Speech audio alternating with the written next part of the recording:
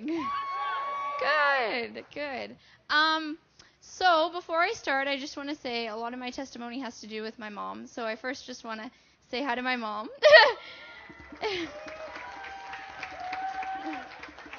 And I want to say that even though there's been a lot of things that have happened in my life, my mom has been awesome. And I really love her and appreciate her. So I just want to honor her in that way. So my life has been pretty kind of dysfunctional and kind of not really together as normal families are. My family conceived me out of wedlock, and it pretty much went downhill from there. I was born, and then my mom had to have a C-section, so I got separated from my mom when I was about 5 days old. And so I bonded with my dad more, and me and my dad were really close. But my mom she had postpartum depression, so she had a lot of anger and stuff inside of her, and so my dad couldn't handle it. And by the age of 2, my dad left.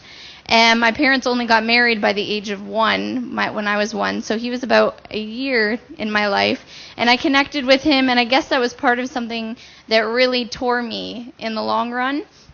And so growing up with my mom since then was really hard because she started getting diagnosed with a whole bunch of other things like paranoia and anxiety and bipolar and all these things, this endless like mental illnesses. And so I kind of grew up being the mom, and I was kind of in charge, and I had to take care of her and take care of the house and take care of myself. And so she did a lot of verbal abuse and some physical abuse, and it was really hurtful for me at an age where I was really young, right? So growing up was hard, and then school, I was kind of like the odd one out, and no one really liked me, and they picked on me because I didn't really understand personal hygiene or personal this or personal that. And so they would be like, oh, there's that girl, she wore the same pants yesterday. And so I had a lot of things from that too. And then my church life, I grew up in church, and I would call myself a Christian, but I really wasn't living the Christian life. And I realize that now. But I used to church hop from church to church. My mom would bring me from random church to random church. But then one day I just got tired of my old church, and I knew Emily Rose, and she kind of been my security growing up. Anytime I would need to get away, I'd go to her house. And so I grew up knowing her, and I grew up being around her, and I really appreciated her and her family. But she started going to the Revival Center, and so I decided to go. And I haven't left since.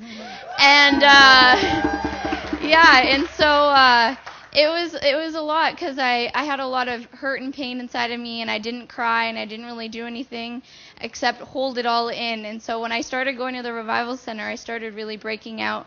And I thought you guys were really crazy at first. I was like, oh my gosh. And so I was really nervous, and I didn't want to come to internship. And then as soon as I came to internship, they haven't gotten rid of me since either. So you kind of had me stuck since I first got here. And you guys have really just helped me. Like, you have been one of my closest families to me because I've had such dysfunctional family, and you guys have been really like the stability in my life. And so the summer I came here really rocked me. It was like 4 years ago. And it really encouraged me to press out and dig deep into God. That's one thing that's really different about you guys. You guys really want people to know God. I mean, a lot of churches, they just teach you about God and the Bible, but they don't really teach you how to know God and how to really talk to God and form that relationship.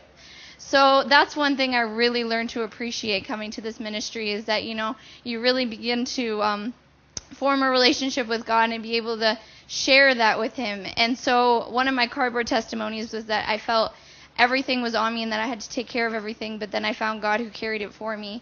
And that's really what this ministry does. It showed me that I could be able to give God my hurt and my pain.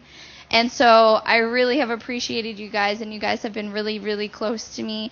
And you guys have been like my family, closer than my real family has been. And I'm now in Bible school, my second year. I'm going to second-year Bible school. Woo! And I'm living with my grandparents now, which has been really rough, but it's been stretching me and working me and really encouraging me to step out and move in that newer and higher thing I know God has called me to. So I just want to say I appreciate you guys, and you guys are really, really strong people that I need in my life, and I appreciate it. So thank you.